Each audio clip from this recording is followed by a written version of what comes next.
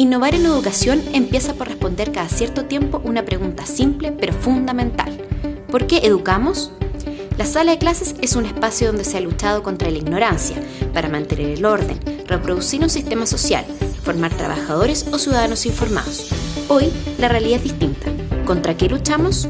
Nos encontramos en la etapa de mayor incertidumbre de la historia.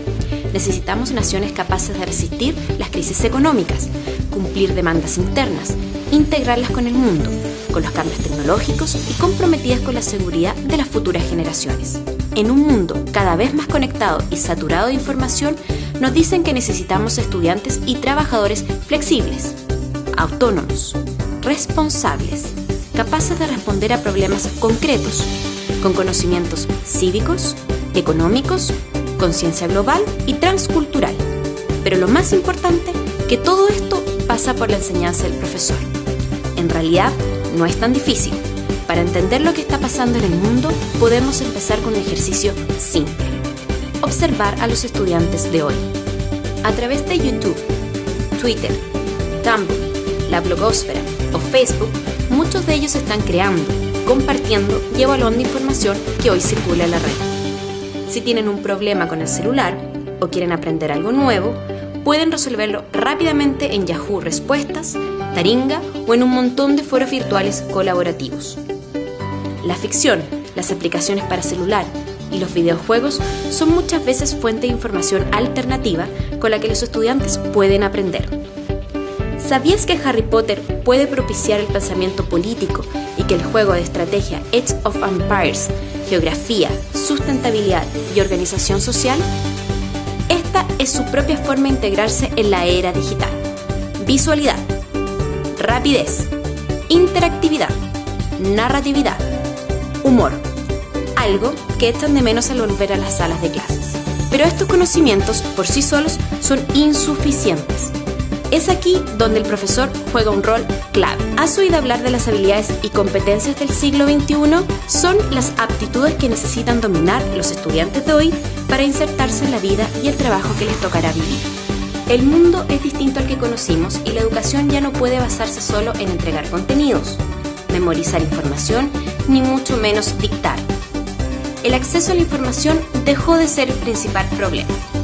Necesitamos desarrollar las capacidades de pensar, manejar y discriminar información, tomar decisiones, resolver problemas reales y generar productos nuevos.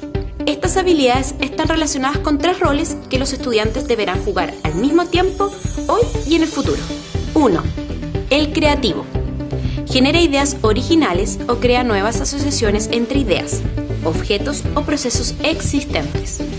Es un observador permanente y atento del entorno, hábil descubriendo necesidades y proponiendo y probando soluciones. 2. El pensador crítico. Es el que razona frente a la información.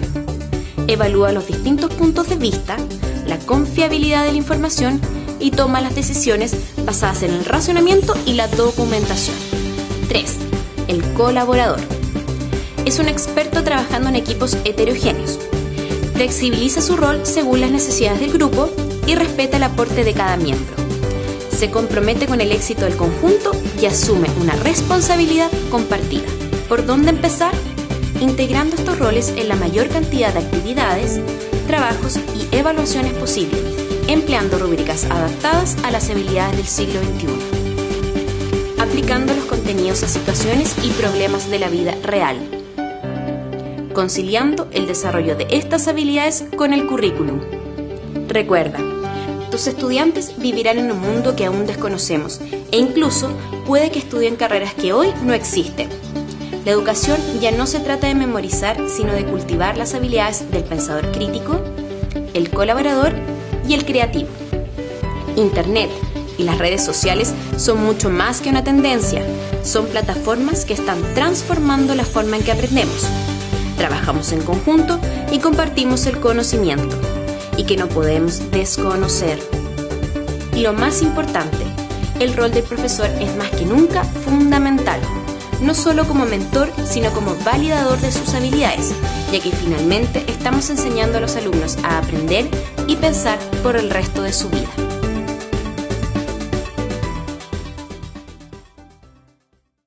Existe un motivo fundamental por el que el mundo avanza: la creatividad. Es imposible concebir nuestra vida actual sin herramientas como el lenguaje, la luz eléctrica, la penicilina o el computador.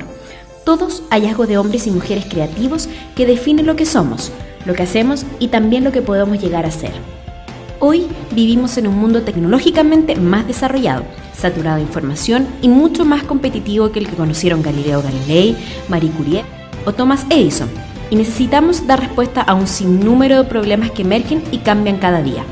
Todo esto mientras buscamos el modo de garantizar la vida de las futuras generaciones. No es una tarea fácil. ¿Sabes por qué no todos somos grandes innovadores? Aunque todos nacemos creativos, hay algunos motivos por los que dejamos de serlo. En parte es porque innovar requiere trabajo y porque solemos ver los cambios como amenazas. Otro motivo muy importante es que nadie nos forma para ser creativos. Al contrario, muchas veces se nos enseña la cultura de la respuesta correcta y a desechar las ideas diferentes. Una realidad que nada ayuda a los futuros trabajadores y ciudadanos del siglo XXI destinados a responder creativamente a los desafíos del mundo globalizado. ¿Sabes lo que es la creatividad? Es la habilidad con la que generamos ideas y damos solución a problemas nuevos. Encontramos mejores formas para resolver problemas conocidos o generamos nuevas asociaciones entre ideas existentes, personas, lugares u objetos. No importa si se trata de encontrar una manera más eficiente para abrir una lata de conserva o repensar la forma en que enseñamos, aprendemos, pensamos o construimos el mundo. La creatividad es una habilidad ilimitada, aplicable a toda situación y, más importante aún, puede ser entrenada a través de herramientas y estrategias para la generación de ideas, como las que te vamos a presentar ahora. 1. La primera es fortalecer la imaginación generando muchas preguntas. Si quieres fomentar el creativo que tus estudiantes llevan dentro, comienza fortaleciendo su imaginación y su capacidad para aproximarse a los problemas. Una forma de hacerlo es generando muchas soluciones para una misma pregunta, para lo que te recomendamos usar la lluvia de ideas. No importa qué asignatura impartas, para que una lluvia de ideas sea efectiva, es recomendable ponerse de pie y reunirse en círculo. Esto permitirá una mejor comunicación y el involucramiento de todos. Las reglas son: generar el máximo de ideas posible en un corto tiempo y anotarlas. 30, 50, 100. Mientras más, mejor. Usa preguntas abiertas como: ¿cuántas formas podemos usar para calcular la distancia entre la sala de clases y la entrada del colegio? ¿Cómo podemos aprender fácilmente un vocabulario en inglés? ¿Qué podemos hacer para aprovechar mejor el tiempo de estudio? Nadie puede juzgar en esta etapa si una idea es mala, tonta o imposible. El segundo paso es evaluar las ideas en conjunto y escoger una de ellas tratando de revisar todas sus dimensiones. ¿Cuáles son sus posibles aplicaciones? ¿Qué podría fallar? ¿Qué podría seguir desarrollándose? Etcétera. Mira los errores como una oportunidad para aprender. Ten siempre presente que la creatividad y la innovación son procesos largos, con pocos éxitos y muchos fracasos. El propio Edison decía: no me he equivocado, simplemente he encontrado 10.000 maneras que no funcionaban. 2. Responde a problemas concretos haciendo uso del conocimiento. El creativo tiene una gran capacidad para observar el mundo y usa los conocimientos adquiridos para buscar la resolución de problemas reales. Por eso, la creatividad es una combinación entre la razón y la emoción, lo que permite soñar con soluciones, pero con los pies en la tierra. Solemos estudiar un montón de contenidos que finalmente no aplicamos. Una vez que los comprendan, ponlos en juego y haz preguntas sobre problemas reales relacionados con cada asignatura. Por ejemplo, ¿cómo aminoramos el impacto de un terremoto o mejoramos la construcción en ciudades costeras? ¿Cómo reducimos la pobreza? ¿Cómo escribimos una noticia que sea relevante para una comunidad? Son los temas de los que tendrán que encargarse tus alumnos en un futuro no lejano. Convierte estas ideas en proyectos reales, como generar emprendimientos e iniciativas dentro de tu colegio, un huerto escolar, un festival de cine o música o un proyecto medioambiental. 3. Generar buenas preguntas. Para encontrar las mejores respuestas, el creativo hace primero buenas preguntas.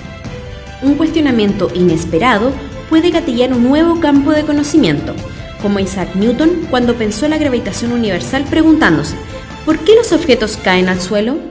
Estimula las preguntas que tienen más de una respuesta. La pregunta, ¿en qué fecha llegó Colón a América?, es un dato que tenemos que manejar. Pero ¿por qué no agregar qué harías tú para sobrevivir 4 meses en un mar desconocido? ¿O cómo te guiarías para no perderte? Son preguntas que pueden arrojar muchas respuestas y que nos obligan a ser creativos. Antes de enseñar un teorema o una fórmula, haz una simple pregunta. ¿Cómo creen que pueden resolver este problema? Nunca sabrás las ideas que pueden salir ni el sentido de observación que tienen tus estudiantes hasta que los escuchas. Recuerda, no le tengas miedo a las ideas. Mientras más generamos, mejor. Seguro que entre ellas encontrarás un gran descubrimiento. Aplica los contenidos de tus clases a problemas concretos y genera proyectos que puedan llevar estas ideas a la práctica. Para entregar buenas respuestas, primero piensa en buenas preguntas. Es importante porque un observador atento puede identificar los problemas cuando nadie los ha visto e incluso anticipar desafíos futuros. Cuando la voluntad para innovar se hace colectiva, se convierte en una cultura creativa y por lo tanto en el modo en que actuamos con normalidad. Mientras más creativos seamos, mejor aprovecharemos las posibilidades que tenemos y mejor será el lugar donde todos viviremos.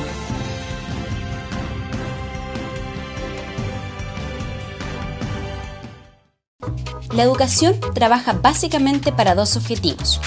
El primero es transmitir los conocimientos fundamentales sin los cuales no puede operar el pensamiento. El segundo es enseñar a pensar, a distinguir puntos de vista y ser capaces de sacar conclusiones de manera autónoma. En otras palabras, utilizar la información para obtener conocimientos nuevos, tomar decisiones y resolver problemas. Esto es lo que hace un pensador crítico. ¿Te has preguntado por qué seguimos memorizando información en las salas de clases cuando los conocimientos están en todas partes? En una economía cada vez más integrada y que exige trabajadores que puedan operar con el conocimiento, más que retener, se hace necesario procesar y evaluar grandes volúmenes de información que hoy se encuentran disponibles a través de muchos canales. Se estima que a través de Internet, en unas pocas horas, generamos la misma cantidad de información que creó el mundo desde la primera civilización hasta el 2003. Aunque esto incluye información duplicada, información falsa e información no contrastada.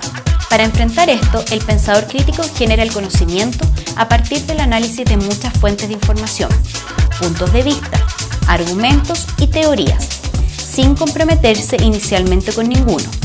Una vez que los entiende, detecta cuáles son los más relevantes y saca sus propias conclusiones. Si quieres que tus estudiantes piensen, pregunta siempre: ¿de qué habla cada perspectiva? ¿Por qué algunos argumentos son más valiosos que otros? ¿Qué conclusiones sacarías a la luz de la información disponible? Siéntalos en círculos y genera debate en torno a las temáticas que se exponen en cada asignatura. Un error típico que cometemos es recopilar información y presentarla sin ningún tratamiento. Esto se da en trabajos de investigación, en disertaciones e incluso en el diseño de las clases. Otro error es confundir el racionamiento con la expresión de preferencias. Opinar no es criticar simplemente por mostrar un punto de vista o por defender una idea preconcebida. Si impartes una disciplina humanista, recolecta todos los puntos de vista que puedas y ponlos en cuestión. Mientras más, mejor.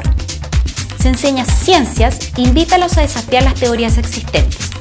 No sabes si en el futuro uno de tus alumnos cambiará la manera en que vemos hacia el espacio, entendemos el idioma o el cálculo. Un buen ejercicio es invitar de vez en cuando a tus alumnos a entender un problema complejo que ninguno de ellos podría comprender por sí solo y analizarlo en conjunto. Puede ser un reportaje especializado, un capítulo de economía o de política. Serán temas con los que volverán a tratar en su vida. No por nada, Finlandia tiene uno de los mejores sistemas educativos del mundo. Los profesores privilegian el debate y el diálogo por sobre el traspaso de contenidos. Y no es una coincidencia, porque los finlandeses están acostumbrados a conversar, conocidos por el hábito de reunirse en saunas frente a las bajas temperaturas. Hablan desde la contingencia hasta la planificación familiar. Cuando el pensador crítico, cualquiera de tus estudiantes, toma puntos de vista con responsabilidad, es decir, cuando sabe por qué los toma, también está desarrollando habilidades que le permitirán interactuar con otras culturas y convertirse en ciudadanos más comprometidos con el futuro.